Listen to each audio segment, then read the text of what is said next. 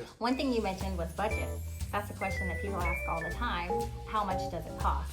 That's a big question. So you can answer that question 1,000 different ways. One of the great things about our process is we can help you with budget on the cabinetry end, and we have multiple products in multiple different price categories.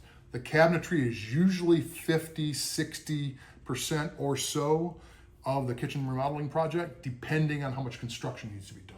You know, some kitchens don't need a wall removed and don't need whole new ceilings and don't need that, but a lot of them do. So, you know, it just depends on how much the construction part is as to how much the entire project will cost. But the cabinets usually are about 50 to 60%, somewhere around there. The nice thing about our business is we have multiple cabinet lines at multiple price points. So we could take, let's say, a $40,000 kitchen. Okay, it's just a round number. We could do that same kitchen layout in our entry-level product line, and it might be $25,000.